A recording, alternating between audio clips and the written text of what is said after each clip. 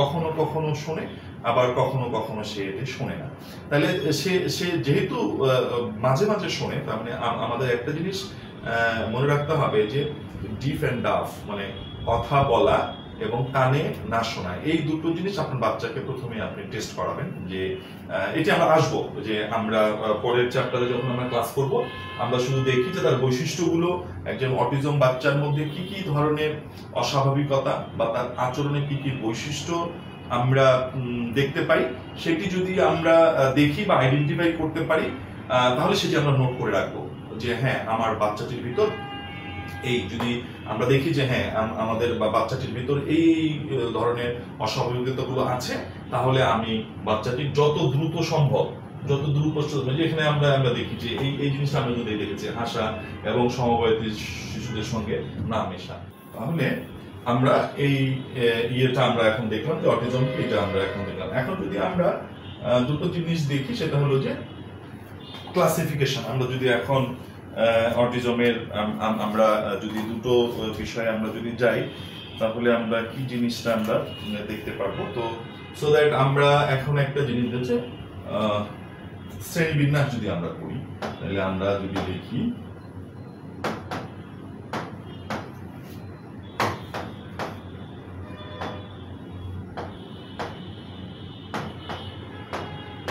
অটিজমের শ্রেণীবিন্যাস, তার মানে আমরা যে বৈশিষ্ট্যগুলো আমরা দেখলাম অটিজমের ক্ষেত্রে, যে আমরা বৈশিষ্ট্যগুলো দেখলাম, যে প্রথমে আমরা দেখলাম যে আসলে অটিজম কি।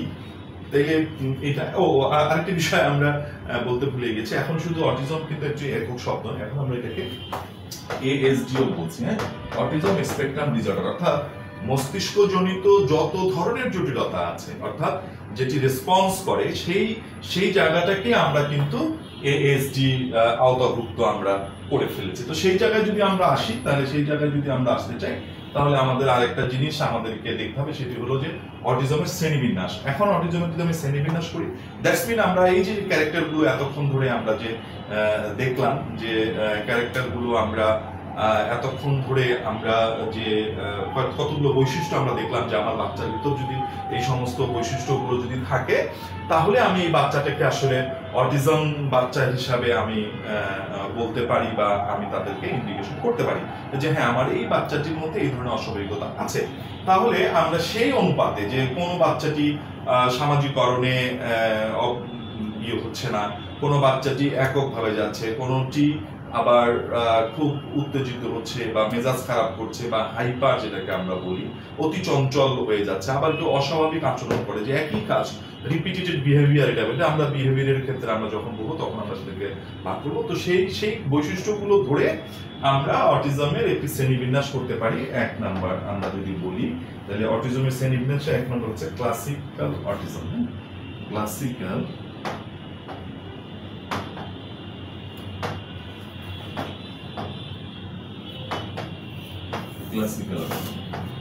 এই যে ক্লাসিক্যাল অটিজম, তাহলে এই অটিজমের আমি তাহলে কি করতে পারি, এই অটিজমকে আমি তাহলে কিভাবে আইডেন্টিফাই করব, অর্থাৎ যে সমস্ত শিশুর মধ্যে আমার এই তিনটা ধরনের বৈশিষ্ট্য থাকবে। হ্যাঁ, তিনটা বৈশিষ্ট্য থাকবে। এক, সে হচ্ছে যোগাযোগ,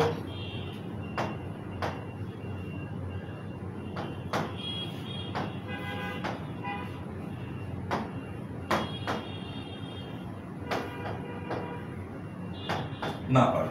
তার মানে কি হলো, যে আমি যদি এটা ইয়ে করি, তাহলে আমার সে কি করবে, প্রথম হচ্ছে সে যোগাযোগ করতে না পারা। তো সে যদি কোনো যোগাযোগ করতে না পারে, তারপরে দুই নাম্বার আমরা যে তিনটি বৈশিষ্ট্য রইল, সেটি হচ্ছে যে সামাজিকরণে, অর্থাৎ সামাজিকরণে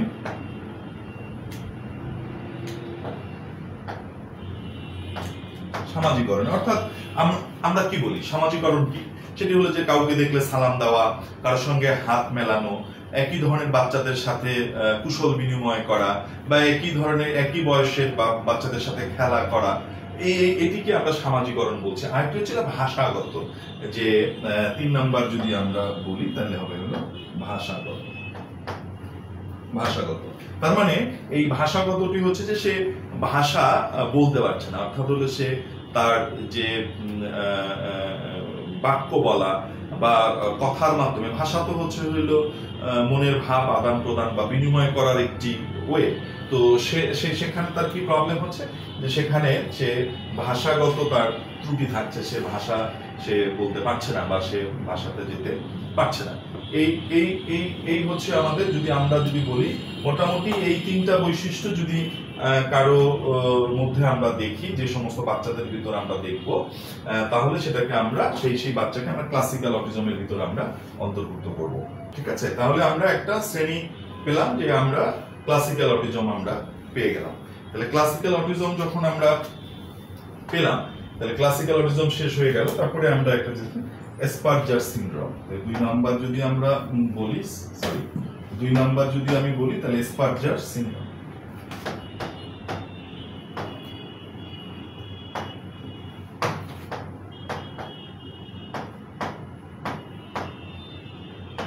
এসপারজার সিনড্রোম, এখন এই এসপারজার সিনড্রোমটা আমি কিভাবে, তাহলে তার ক্যারেক্টারস গুলো কি হবে, বা আমরা তাদেরকে কিভাবে এটাকে আইডেন্টিফাই করব, তাহলে সেটা যদি আমরা যাই, তাহলে আমাদের এসপারজার সিনড্রোম যদি হয়, তাহলে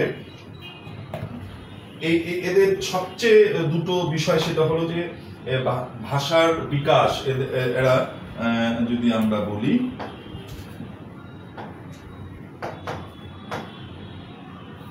ভাষার বিকাশ, এদের ভাষার বিকাশ ঠিক থাকে, অর্থাৎ এরা স্বাভাবিক বাচ্চাদের মতো কথা বলতে পারে। এটা আমাদেরকে খুব মনে রাখতে হবে যে এসপারজার সিনড্রোমের ছিল এরা ভাষার বিকাশটা ঠিক থাকে, বুদ্ধিমত্তাও খুব স্বাভাবিকের মতো থাকে।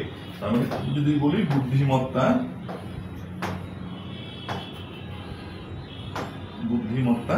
এই বুদ্ধিমত্তাও তাদের কিন্তু স্বাভাবিক বাচ্চাদের যে বুদ্ধিমত্তা, সেই বুদ্ধিমত্তার ভিতর থাকে, কিংবা স্বাভাবিকের তুলনায়। এবং অনেক সময় দেখা যায় যে তার বুদ্ধাঙ্ক, তার যে বয়স, মানে আমরা যদি সেভাবে দেখি যে তার যে বয়স, বা আপনারা যারা দেখবেন যে বাচ্চাদেরকে এরকম করে, যে তার যে বয়স, সেই বয়স অনুসারেই দেখা যাবে যে তার চেয়েও বেশি বুদ্ধাঙ্ক তার রয়েছে। এবং আরেকটি হচ্ছে যে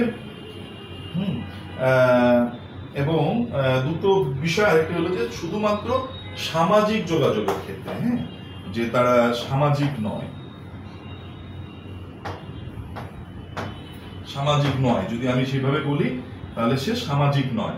অর্থাৎ হলো যে তার ভাষার, আমরা যদি এসপারজার সিনড্রোমে এই বাচ্চাটিকে দেখলে, আপনি যদি প্রথম অবস্থায় দেখেন একটি বাচ্চাকে, তো দেখবেন যে হ্যাঁ, সে স্বাভাবিক কথা বলছে, তার বুদ্ধিও আছে, সে সকল ঠিক করছে, কিন্তু আপনি অস্বাভাবিকতা কখন দেখবেন, তাহলে এই বাচ্চাটিকে অস্বাভাবিকতা তখনই দেখবেন যখন দেখবেন যে এই বাচ্চাটিকে আপনি যখন হ্যান্ডশেক করতে চাচ্ছেন, সে হ্যান্ডশেক করছে না, বা তার সঙ্গে আপনি কমিউনিকেট করতে চাচ্ছেন যে বাবা আসো, বা আমরা অনেক সময় বাচ্চাকে নিয়ে কি বলি যে বাবা আসো তো দেখি একটু কোলে নিয়ে, তুমি কেমন আছো, তখন সে রিঅ্যাক্ট করে, সে হয় মাথা নিচু করে, অথবা সে আর কথা বলে না, সে দূরে সরে যায়।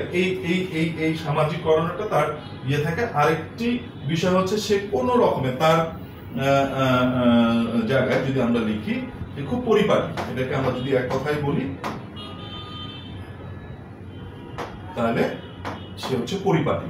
অর্থাৎ মানে পরিপাটি বলতে হলো একদম গুছানো, হ্যাঁ, যে যদি আপনারা দেখেন, আপনাদের বাচ্চারা যদি বাসার ভিতরে আপনারা দেখেন, তাহলে দেখবেন যে এই বাচ্চাটা একদম পরিপাটি থাকতে পছন্দ করে, সে নোংরা জিনিস কিছু না, তার ঘরটা খুব সুন্দর থাকবে, তার বিছানাটা খুব সুন্দর থাকবে, এইভাবেই সে কিন্তু থাকতে পছন্দ করে। তার মানে এই এসপারজার সিনড্রোম যে আমরা যে বাচ্চাটির মধ্যে আমরা দেখব, সেই বাচ্চাটিকে যদি আমরা দেখি, তাহলে বাচ্চাটিকে স্বাভাবিক একেবারে স্বাভাবিক বাচ্চার মতো মনে হবে, তার বুদ্ধিমত্তা ঠিক থাকবে, কোনো ক্ষেত্রে বুদ্ধাঙ্ক বেশিও থাকতে পারে তার তুলনায়।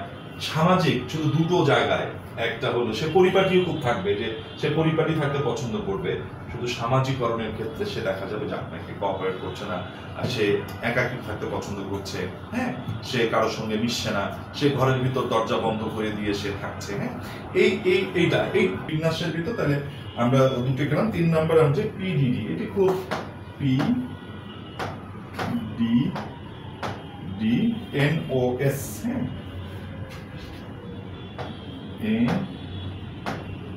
NOS, এটি একটি খুব মজাদার একটি ক্যারেক্টার সম্পন্ন। আমরা যদি বাচ্চাদেরকে দেখি, পিডিডি বলে, pervasive development disorder, non otherwise significant. That's mean আমরা এটার কোনো কিছুই কারণ নাই। আপনি বাচ্চাটির দিকে যদি আপনি তাকান বা দেখবেন, আপনার কাছে খুব স্বাভাবিক, কিন্তু হঠাৎ করে সে চিৎকার করে ওঠে, হঠাৎ করে সে দৌড় দেয়, হঠাৎ করে সে লাফালাফি করে, হ্যাঁ, চোখে চোখ রেখে কথা বলতে পারে না, তার ভাষাগত ত্রুটি রয়েছে, মানে পূর্ণাঙ্গ কোনো শব্দ বলতে সে পারে না।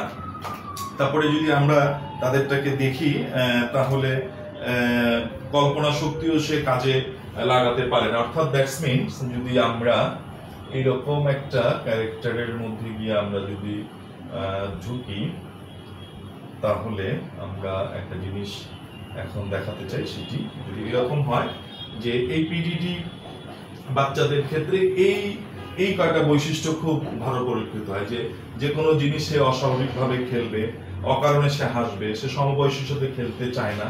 আবার একটা হলো যে সে চোখে চোখ রেখে কথা বলতে পারবে না, সে আলাদা থাকতে পছন্দ করবে না, ডাকলেও সে সাড়া দেয়, এবং কখনো কখনো সে কানেও শুনতে পারে না। তাহলে আমরা এই পিডিডি, এই জন্য এটি নন আদারওয়াইজ সিগনিফিকেন্ট, আসলে এটার কোনো সিগনিফিকেন্ট ক্যারেক্টার নেই, তারা এইভাবে এটি করছে। তাহলে এটি যখন আমরা যাব, আর যেটি আরেকটিতে আমরা যাই, 4 নাম্বার যদি আমরা বলি, এটাকে রেট সিনড্রোম বলি।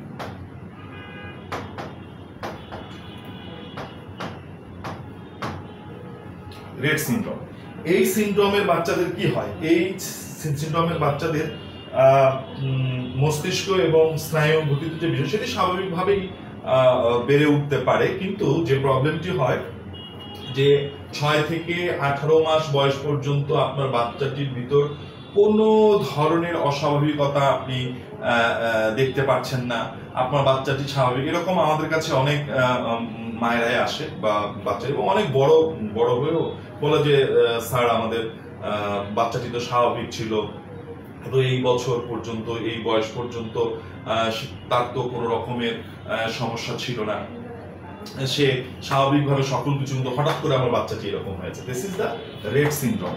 এই রেট সিনড্রোমটি যে কোনো সময় বাচ্চাদের ক্ষেত্রে আসতে পারে, অর্থাৎ শিশুটি এক সময় কথা বলা বন্ধ করে দিতে পারে। আমাদের কাছে মনে হয় যে সে তো ডাকছে, সে তো কথা বলছে, সে আমাদের সাথে সকল ধরনের আচরণ ঠিক মতো করেছে, কিন্তু স্যার হঠাৎ করে বাচ্চাটি আর কথা বলছে না। তাহলে সেই রকম বন্ধ করে দিতে পারে, বাবা মার ডাকে সাড়া সে নাও দিতে পারে, সামাজিক দক্ষতা এবং নিজের শরীরের অঙ্গের যে সঞ্চালন বিষয় সেটা হারিয়ে ফেলতে পারে। যেমন আমরা বলছি যে সে সকল কিছু স্বাভাবিকভাবেই তার আচরণ, বাচ্চাদের ক্ষেত্রে সকল স্বাভাবিক আচরণ তার মধ্যে রয়েছে, কিন্তু সে আর সেই আগের মতো সেই স্বাভাবিক বিষয়টির মধ্যে সে থাকতে পারছে না। রেট সিনড্রোম বলছি। তবে এই বাচ্চাদের ক্ষেত্রে একটি বিষয় যেটি হচ্ছে যে তার যে প্রিভিয়াস বা পূর্বের যে আচরণ, সেটি ফিরিয়ে নেওয়াটা খুব কষ্টসাধ্য বিষয় হয়ে দাঁড়িয়ে পড়ে আর কি। 5 নম্বরে যেটি আছে সেটি সিসিডি আমরা বলছি। 5 নাম্বার যেটি আছে সেটিকে আমরা বলছি সিডি।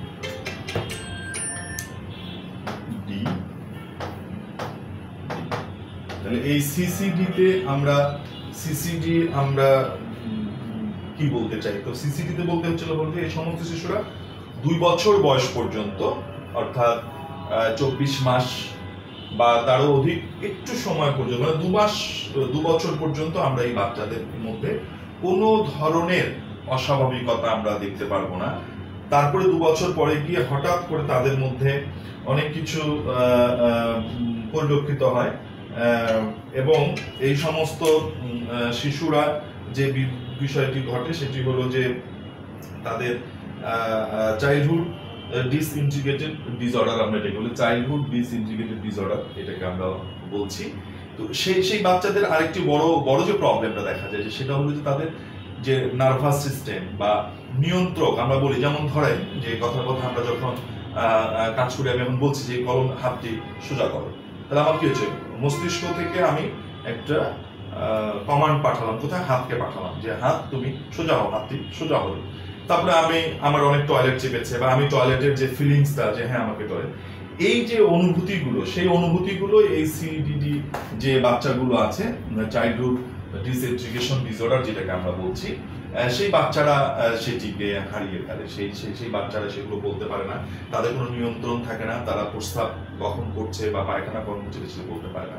তো সেই ক্ষেত্রে এই বাচ্চাদেরকে আমরা কিভাবে টিকবে সেটা আমরা আসবো, সেটি আমরা আসবো। এবং এই যে পাকস্থলী মূত্রা সেটার কোনো নিয়ন্ত্রণে থাকতে চাই, এবং কোনো ক্ষেত্রে এই সমস্ত বাচ্চাদের কোনো ক্ষেত্রে এই সমস্ত বাচ্চাদের শরীরে যেটাকে রাইগার বা খিচুনি আমরা বলছি, যে এই সমস্ত বাচ্চাদের খিচুনি দেখা যায়। তাহলে আমরা যদি এখন পর্যন্ত আমরা যেটি বুঝলাম বা আমরা যে অংশটুকুতে আমরা এসে পৌঁছলাম সেটি হচ্ছে যে আমাদের এই অটিজমটা কি, অটিজমের বৈশিষ্ট্যগুলো কি কি হতে পারে, এবং এই অটিজমের আমরা কয়েকটি শ্রেণীতে যে বৈশিষ্ট্যগুলো অনুসারে আমরা আবার কয়েকটি ক্লাসে বা আমরা শ্রেণীতে আমরা বিভক্ত করেছি, যে বাচ্চাদের এই সমস্ত বিষয়গুলো আমরা দেখতে পাই।